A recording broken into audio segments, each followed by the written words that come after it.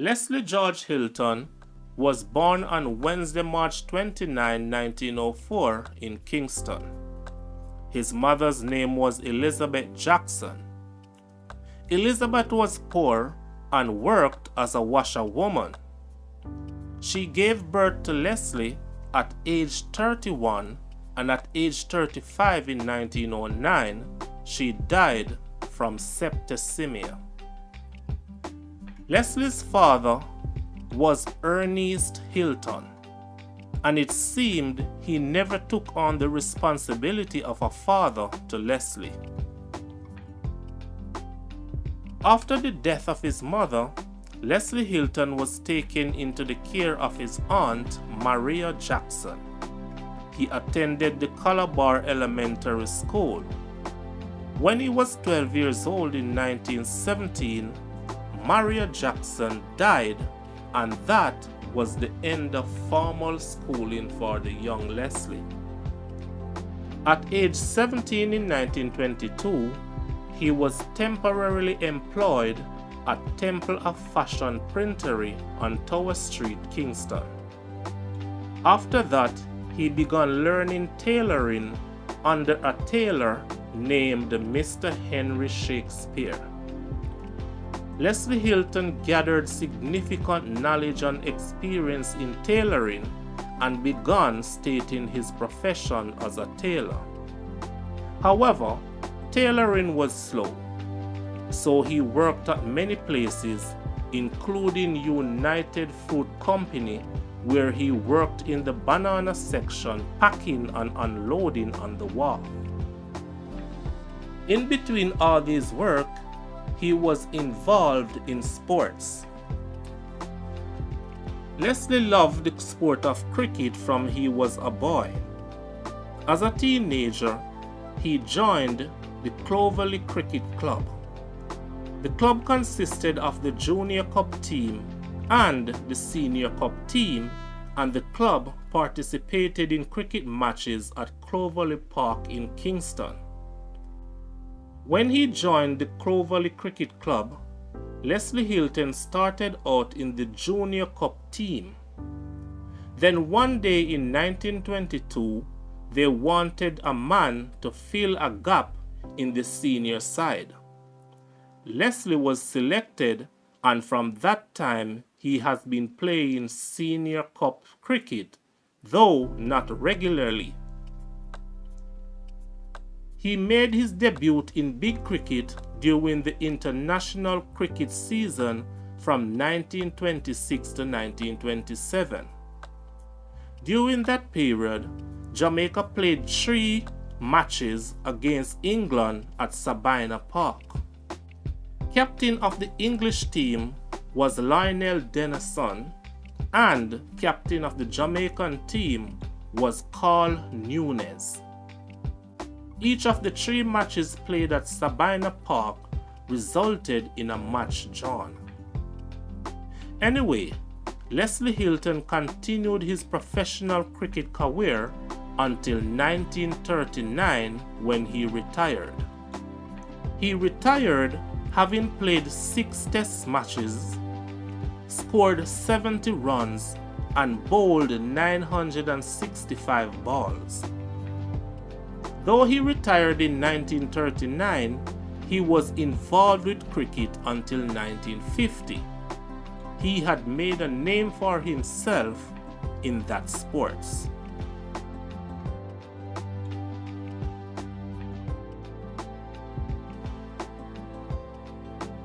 After his retirement from cricket in 1939, he began working as a foreman with the Rehabilitation Department of the Jamaica Civil Service.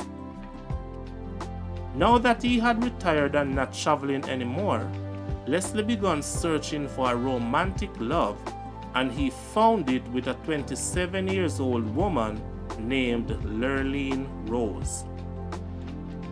Lorlin Rose was a seamstress by profession and the daughter of Inspector of Police Philip Rose and his wife Ione Rose. Leslie met Lorlin in 1940, and in 1942 the couple decided to get married. Mr. and Mistress Rose, Lorlin's parents, at first opposed the impending marriage.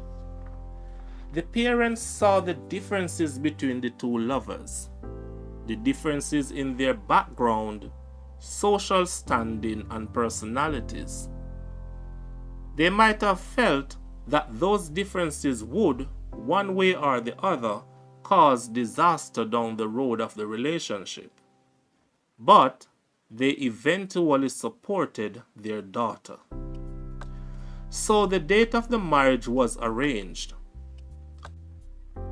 On Tuesday, October 6, 1942, 38 years old Leslie George Hylton and 29 years old Lorlin Agatha Rose got married at St. Matthew's Church in Kingston. In 1947, the couple produced a child, a boy they called Gary Hylton. In 1951, Lorlin Hylton decided to travel to New York to study fashion design. Leslie agreed with her career ambition. Before she left, the couple moved to 31 Arnold Road in Kingston, where Lorlin's mother, Mistress Rose, lived. The reason why they decided to move into Mistress Rose's home was to have their son cared for by Mistress Rose while Lorlin was away in New York and Leslie was away in the day at work.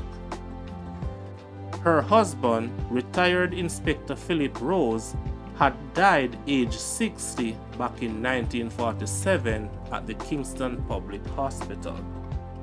So having a grandson to care for was useful company. Lorlin traveled back and forth from Jamaica and New York between 1951 and 1954. While away, Leslie and her communicated by letters.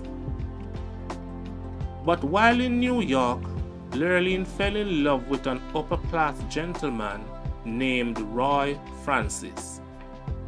While they went out on dates, had sex, and just carried on the adulterous affair, someone in New York recognized Lorlin as the wife of the former Jamaican cricketer. Such person then sent a letter anonymously to Leslie Hylton in Jamaica, telling him the details of the affair. The letter, typewritten and addressed to Leslie Hylton, reached 31 Arnold Road, Kingston, Jamaica on Friday, April 16, 1954. The next day, which was a Saturday, Leslie got home and saw the sealed envelope. He took it up and went to the dining table and sat. Curious, he opened it and began to read.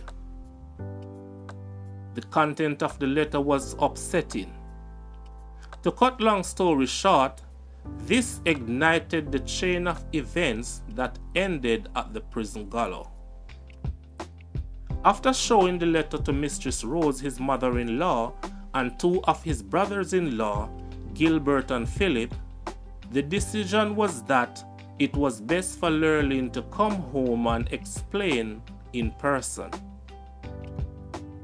Leslie telegrammed her to come to Jamaica, and she did a few weeks after. Lorlin denied the affair, and the couple seemed to have gone back to normal. Then Lorlin made a big mistake.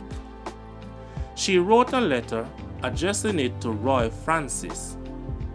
As a servant of the house was carrying off the letter, Leslie Hylton, who was outside, took a look at it. The name Roy Francis on the envelope was now no stranger to him.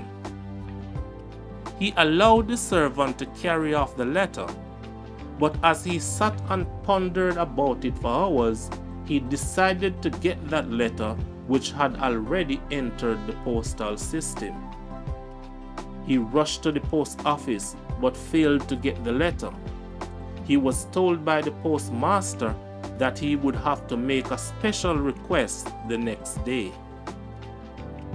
That night, Monday, April 5, 1954, Leslie lay in bed beside his sleeping wife. Unable to sleep, he woke her up and told her he knew about the letter she wrote to Roy Francis and that he was gonna get it when the sun comes up. Unaware that it was impossible for her husband to get the letter, Lorlin braved up and confessed the affair to her husband. An argument developed in which she scorned Leslie and praised the bedroom ability of Roy.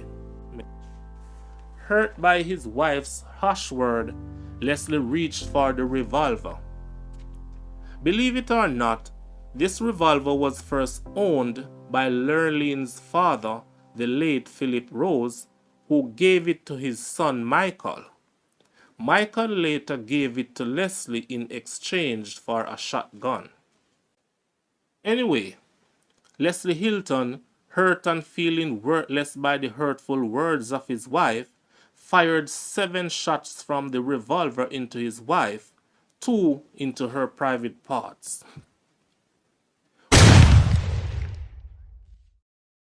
When the police came, Leslie Hylton was sitting on a car in front of the house while his wife's bloodied body lay on the floor in the bedroom. He never attempted to flee and simply told the police he shot his wife. He was taken to the Crossroads police station where he was charged for murder. This is the death registration form for Leslie Hylton. At the top of the form it says death in the district of Crossroad, parish of St. Andrew. I will begin at the left of the form, and at the left of the form it says date and place of death 5th May 1954. And in terms of place, 31 Arnold Road, St. Andrew. In some reports you would see May the 6th, but here it is May the 5th on the death registration form when the incident happened. In the next section it says name and surname, and we all know Leslie Hylton.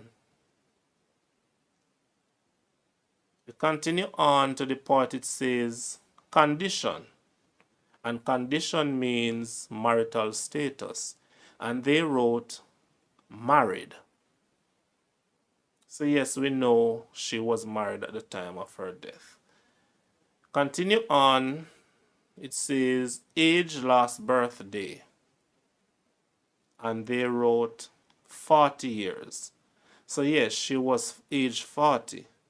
She was born in 1914 and died in 1954. Take 14 from 54, you get 40. So she was age 40. In the next section, it says rank, profession, or occupation. And they wrote housewife. But she was a woman with a profession. She was a seamstress, and at the time of her death, she was pursuing the career of fashion designer. So she was not just a housewife. but working with the form they put housewife.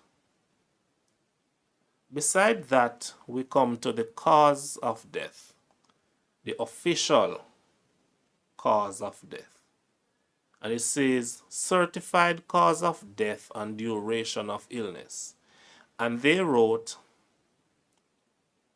shock and hemorrhage following several bullet wounds with intensive damage to internal organs and tissues when she was shot by Leslie Hylton, and that the said Leslie Hylton was criminally responsible for her death. Let's put that on the screen and read it again. So the official cause of her death reads as follows. Shock and hemorrhage, meaning massive bleeding. Hemorrhage means bleeding. So it says shock and hemorrhage following several bullet wounds with intensive damage to internal organs and tissues when she was shot by Leslie Hylton, and that the said Leslie Hylton was criminally responsible for her death.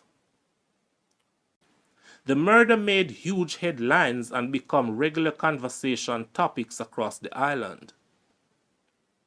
The trial lasted for 9 days with a jury of 10 males. On the 9th day, Leslie's fate was up to the jury. The jury deliberated for 1 hour and 27 minutes and came back saying they could not come to an agreement. After some guidance from the judge, a man called Colin McGregor, the jury went into the second deliberation. 1 hour and 19 minutes later, they returned with a guilty verdict with recommendation for mercy. Leslie Hylton was calm and showed no outward emotion when he heard the guilty verdict and the death sentence. He also said nothing. His lawyers appealed the case and failed. A letter was sent to the governor, Hugh Foot, for reprieve. Hugh Foot held the power to stop the death penalty from being carried out or even grant a pardon. But instead, he upheld the decision of the court. With no more legal hope for Leslie Hylton, the date for his hanging was set to May 17, 1955. This is the death registration form for Leslie Hylton. At the top of the form it says,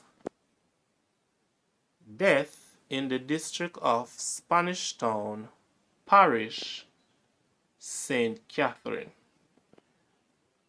I will start by looking at the left of the form and then go to the right.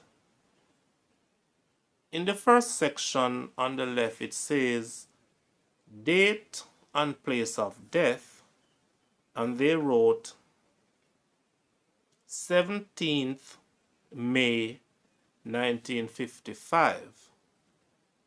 And in terms of place, St. Catherine District Prison.